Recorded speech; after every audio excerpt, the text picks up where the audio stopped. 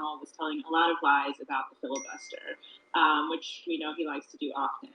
But with our next speaker, we're going to get to hear the truth about the filibuster's history from Reverend Dr. Stephanie Spalding, who is the founder of Truth and Conciliation and a leader of the Just Democracy Coalition, who will speak to how the filibuster has blocked voting rights legislation throughout our history and the consequences for our democracy if the For the People Act meets the same fate. Welcome, Reverend Dr. Spalding. Good evening, and thank you, Shaniqua. It's a pleasure to be here. Yeah, so happy to have you. In that video, Senator McConnell is pretty much asked about the racist history of the filibuster, and he goes on to deny that there is any racist history. And then the video goes on to show all the ways that that is not true, and the filibuster has been used in the past. You actually have proof of that. You've worked with Demos and Just Democracy on a report detailing the filibuster's racist history and its harm for civil and voting rights. Can you walk us through the ways that the filibuster has successfully or almost attempted to suppress our democracy over time? Absolutely. I don't know what revisionist history that he don't look at, but the reality is that early on, the filibuster was used largely to preserve slavery, and after the Civil War to support lynching, segregation, and voter suppression.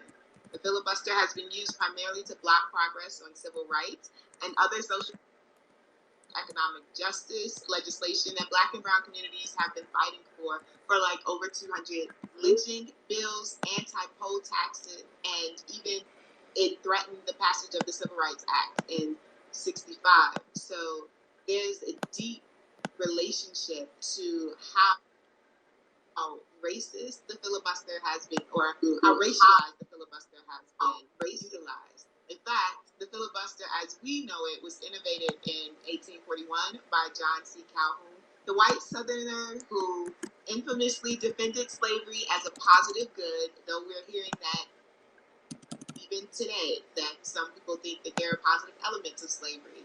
And so after him, we also saw Richard Russell, who, coming from Georgia, senator, talked about, I believe, any Southern white man worth a pinch of salt would give his all to maintain white supremacy. And he gave his all to thwarting civil rights with the filibuster. So it definitely has deep racialized connections, and Southerners, white people across the country have used the filibuster to block Black and brown progress and democracy in general. Thank you for sharing all of that with us. Building on that, the filibuster is often called a Jim Crow relic, and it certainly is a tool that was exploited by segregationists in the past, but we also can't divorce it from the present and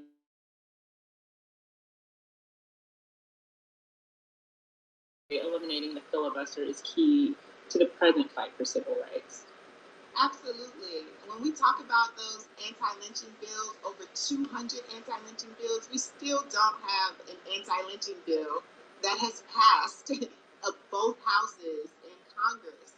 And so when we think about the George Floyd Act, we need the filibuster to be eliminated if we're going to get that passed. It's blocking voting rights right now. So as we heard the senator speak earlier about the For the People Act, we can't get S1 passed if we don't eliminate the filibuster.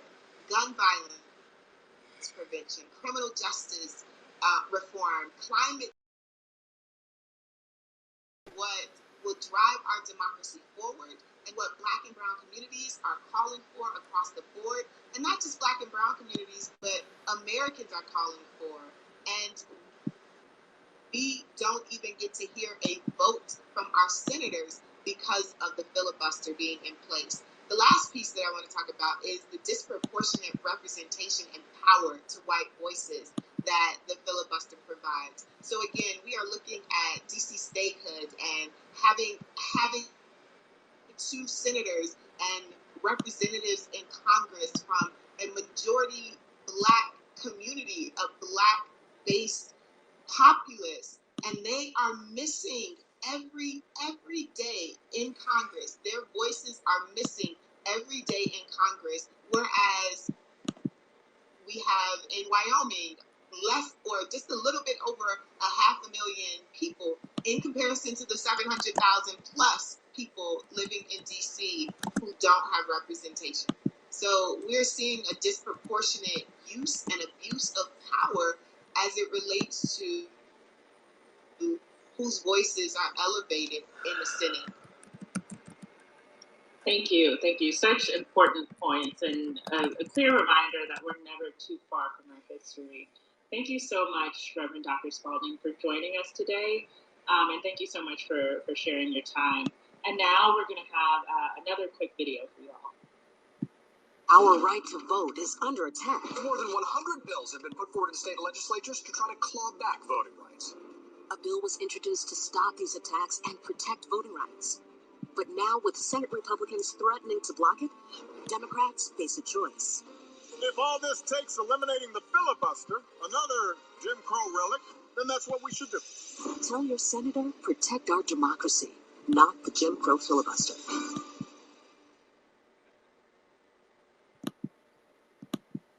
I'm now joined by Megan Hatcher-Mays, who is the Director of Democracy Policy at Indivisible, to talk about what's happening with voting rights legislation both locally and nationally, and why it's important, and why this moment is so important for passing the For the People Act. Thank you for joining us, Megan.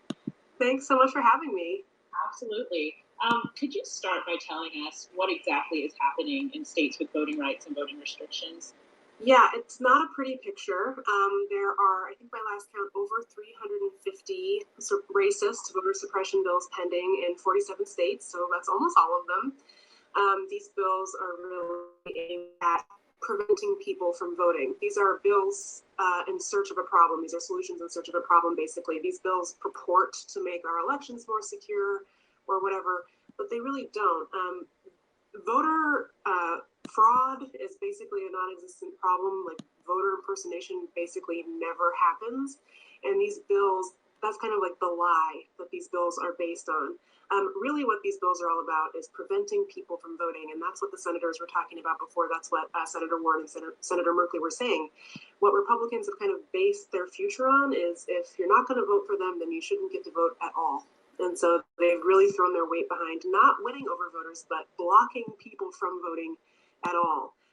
It's really, really scary. I mean, just a week ago, less than a week ago, the governor of Arizona signed a bill into law that could possibly purge 150,000 people from the rolls. That serves no legitimate purpose. It's just to prevent people from voting. These are aimed primarily at Black people, people of color, people who Republicans think will typically vote for Democrats. And again, instead of trying to win those voters over, they are simply making it more difficult or impossible in a lot of cases to vote.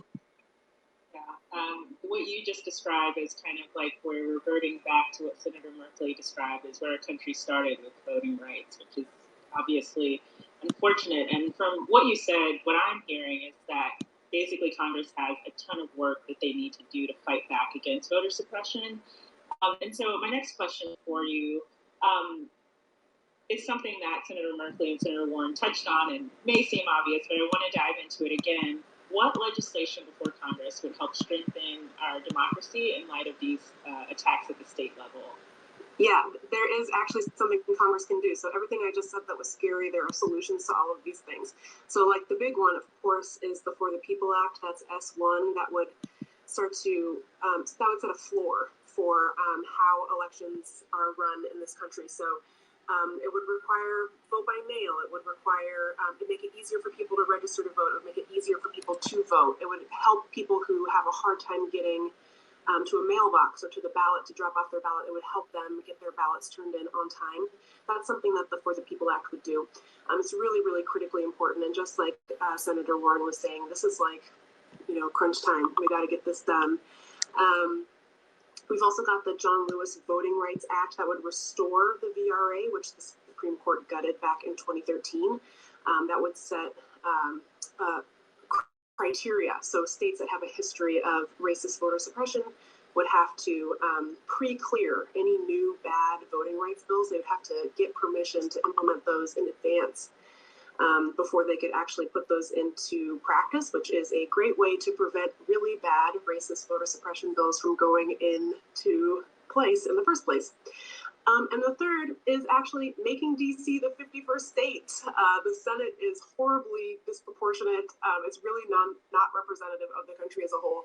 And as a result, the Senate is pulling the country a lot farther to the right than the country itself actually is.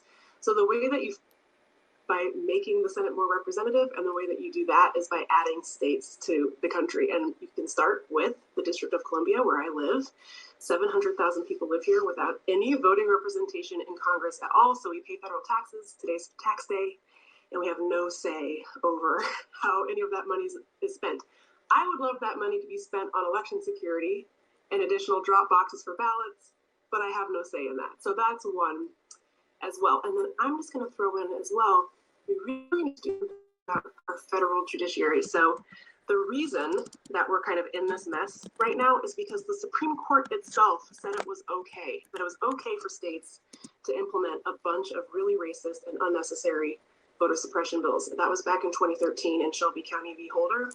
We really need to address that problem by fixing the courts, making the courts themselves more representative of the country as a whole.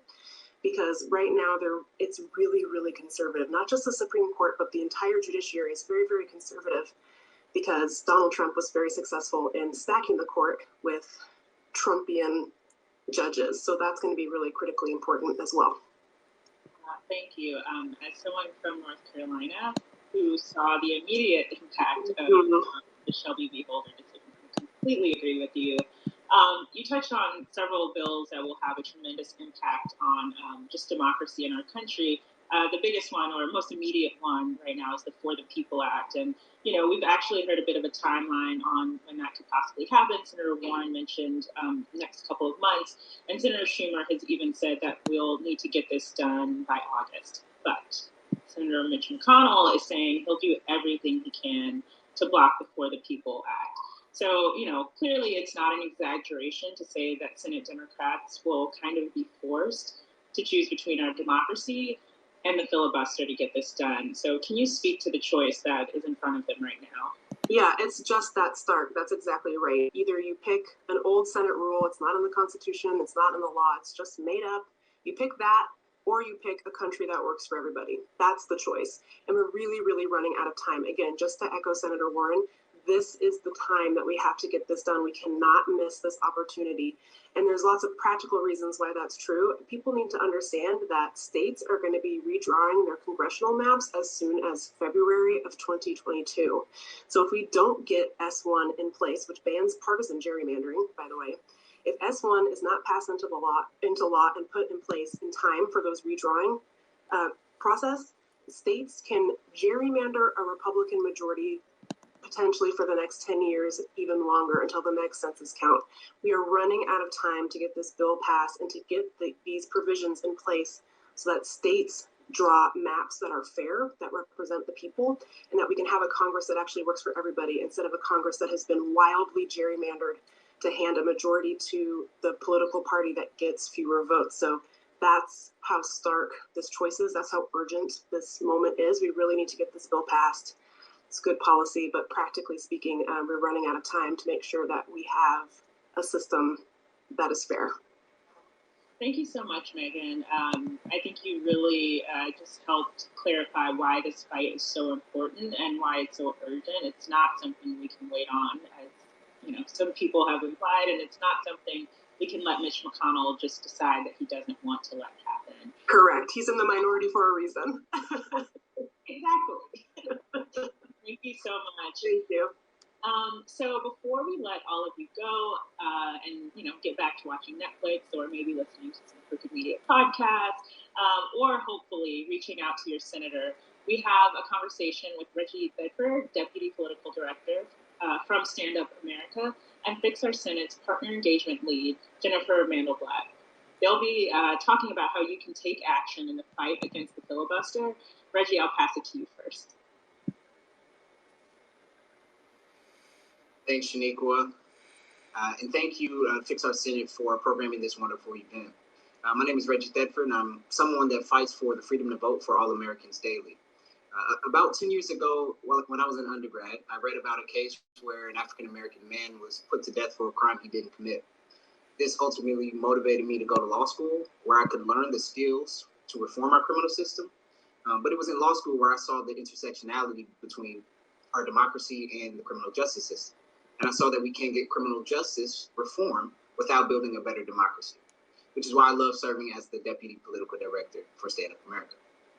Now, for those that don't know, Stand Up America is a progressive grassroots community of more than 2 million members across the country who are working to protect and expand our freedom to vote and undemocratic barriers that conservatives have built to block the progress that Americans need and build a more representative democracy.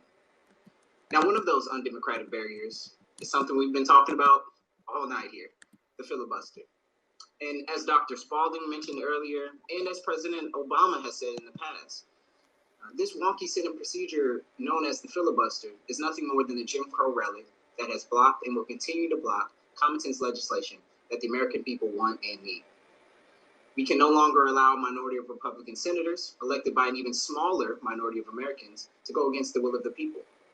Americans overwhelmingly support legislation like the For the People Act and raising minimum wage.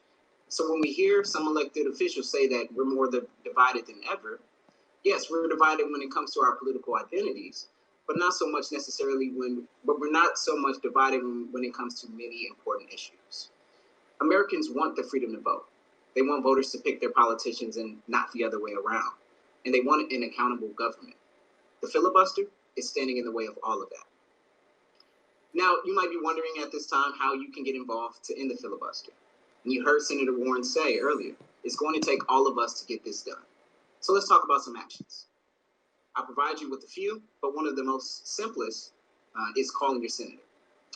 So far, the Stand Up America community, has driven nearly 35,000 calls and over 40,000 emails to Congress, driving home the point that we can't let the filibuster stand in the way of passing legislation like the For the People Act, DC statehood, or other important reforms that Americans need. We're asking you to continue driving calls and emails to your senators. In order to do that, text filibuster to 21333. I'll spell that for you. Filibuster, FILIBUSTER, to 21333. Now you'll receive a text message with the link for you to make that call. And when you click the link, you'll be connected to a recording that will provide you with a few talking points. And once you've had a minute to listen to those talking points, you'll be directly connected to your senator. Now, if you'd like to do more, you can write a letter to the editor, or also known as LTEs. LTEs are a great way to educate your community about particular issues, and it's also a way to be an advocate all at the same time. Go to our website at standupamerica.com and click on the Act button at the top. Then just enter your information, and you'll be able to choose from sending a letter to the editor, an email to your senator, or making that call. We make these actions as easy as possible in just a few clicks. Now, you might be wondering why it's important for you to take action if you don't live in a state like West Virginia or Arizona. Well, here's why. Not every other Democratic senator is as strident in their support for filibuster reform as Senators Merkley and Warren. That's why we need to create an echo chamber that no Democratic senator can ignore. And in doing so, we'll not only shore up the support of folks who are not as solid, but we'll also put pressure on leadership to make it a priority, and on Manchin and Senate, by ensuring that their fellow Democratic colleagues are talking about it and pressuring them to get it done. And for those with Republican senators, don't be discouraged from taking action. Voting rights shouldn't be a partisan issue. And as a matter of fact, a lot of calls in support of the For the People Act and the Voting Rights Act were logged in Lisa Murkowski's office before she came out in support of the Voting Rights Act today. Those calls clearly didn't go to waste. You never know the effect of your call. Thank you again, Fix Our Senate, for this great event. And with that, I'll pass it back to Jen. Awesome. Thank you so much, Reggie. And everything Reggie said here tonight we're worth repeating. So I'm going to talk about more ways that you can take action and why it's so important to do so. In the last election, in the midst of a global pandemic, you all of you tuning in, found new ways to mobilize your communities to turn out in record numbers. because you wanted to elect change. You wanted to elect leaders who would end gridlock and dysfunction. You organized tirelessly to deliver this election because you knew that making our voices heard at the ballot box is not the end of the work, but the beginning of a new fight, a fight to make good on the promises of progress on every issue that matters to us, from our schools to our workplaces, from our planet to our homes. You knew that in order to see that progress, it starts with a strong democracy. So you showed up in record numbers. Now that democracy, that ability to show up in elections to come, is under threat. Fortunately, as we talked about tonight, we have legislative opportunities to fight back if only our leaders in the Senate find the courage to eliminate the filibuster, and we use our inherent power as constituents to demand that they do so. And as everyone's talked about tonight, we all have a role to play. We know that the nation's eyes are on a handful of senators who have been vocal in their opposition or loud in their silence. But this is a time for bold leadership from every single Democratic senator to show party leadership that their caucus is with them and that the people are with them. So if your Democratic senators have said they support eliminating the filibuster, thank them and then tell them to keep getting loud. The more vocal they are about the choice we've talked about here tonight, the more unfathomable it becomes to allow a Jim Crow relic of our past dictate the future of our democracy. If your Democratic senators are unsure or stand in opposition to changing the filibuster, visit fixoursenate.org. Again, fixoursenate.org, or look up the nearly 60 incredible organizations who made tonight's event possible for talking points and resources to make sure your senators have all of the information about what's at stake and why it is within their duty and their power to make change. When you do this, it works. And the Indivisible Marin organizers are a testament to that. They organized, they made their voices heard, and Senator Feinstein's office responded. And if your senators are the ones launching those attacks on voting rights, pick up your phone, go to your contacts, go to your Instagram followers, go to your Facebook friends, and find at least 10 people who live in another state with senators who need to hear from them, and tell them what you heard here tonight. Send them the link you're watching right now, and encourage them to speak out. The most powerful voices our elected officials can hear from are their own constituents. But we all, again, have a role to play in educating our fellow organizers and advocates and sharing the tools and resources so that they can make their own power heard. And I know you might be thinking, well, that's all well and good. I'm happy to contact my senators. But what do I say? The best thing? Tell them why it matters to you. Remember, you showed up in record numbers to help them lead. So you can tell them that eliminating the filibuster to protect our democracy is what leadership looks like. But hey, life is busy, and honestly, any spare minute you find, you're probably just trying to get outside before the cicadas do.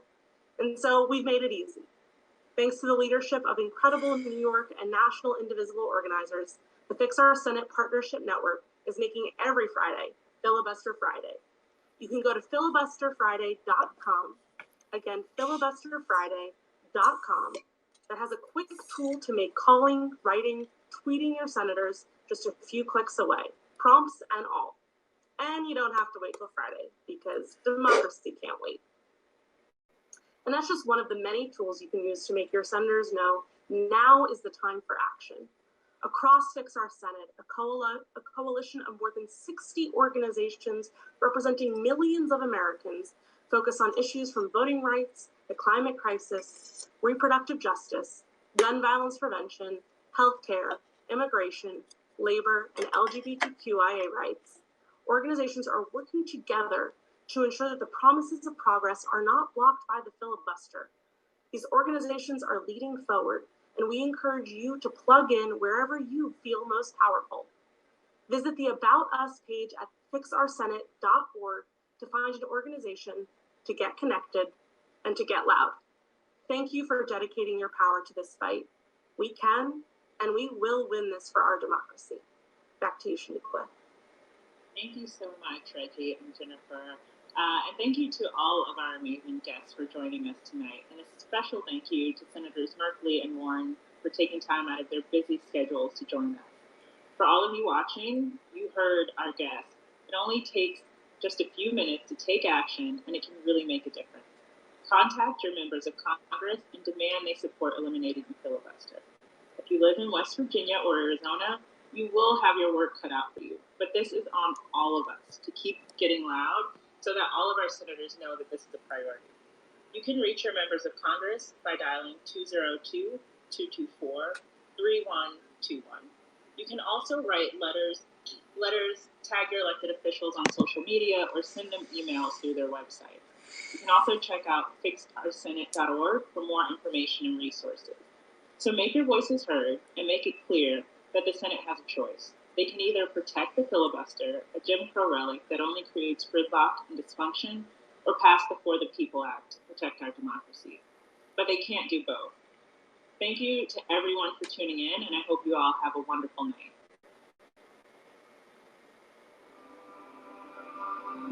Virtual Town Hall with Senators Jeff Merkley and Elizabeth Warren.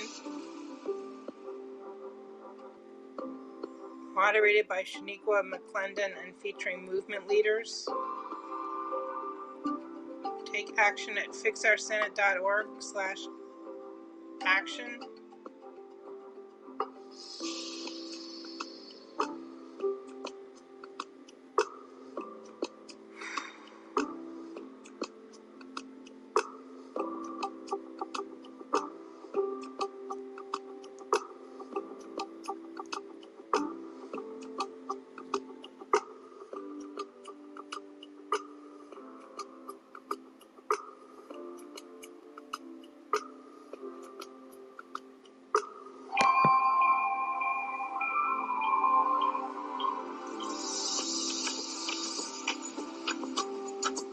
Ben the Arc was listed as one of the sponsors, partners.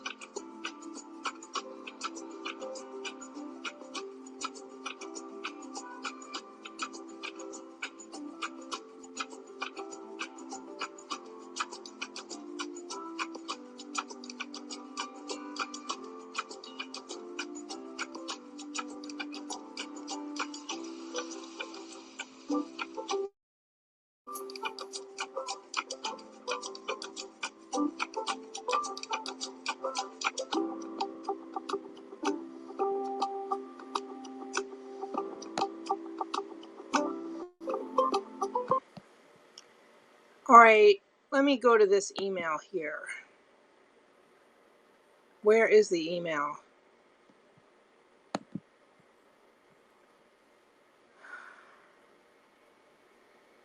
So much email. I can never get through it.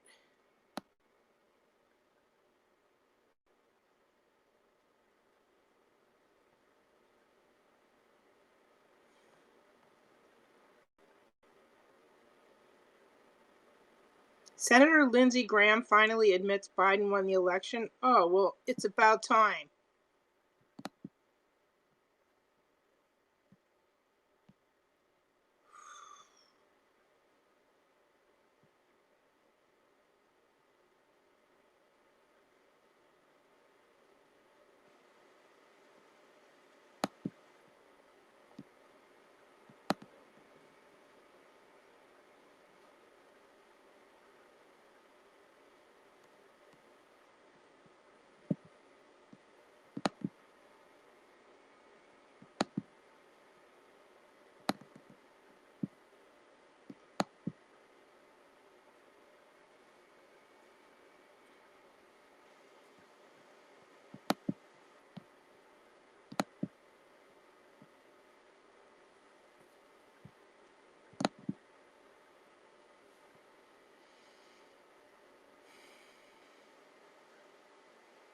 You can join the call when someone lets you in.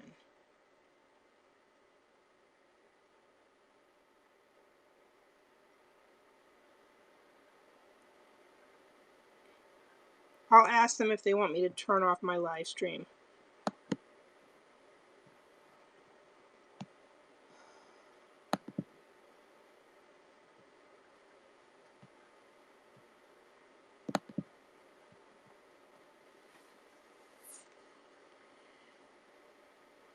Retail businesses will follow the new CDC mask guidance.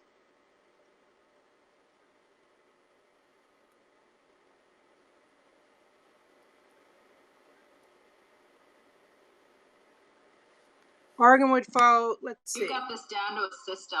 I love it. Hi, can you hear me? Hi.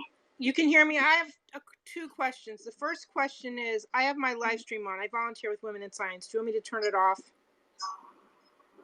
That's probably why.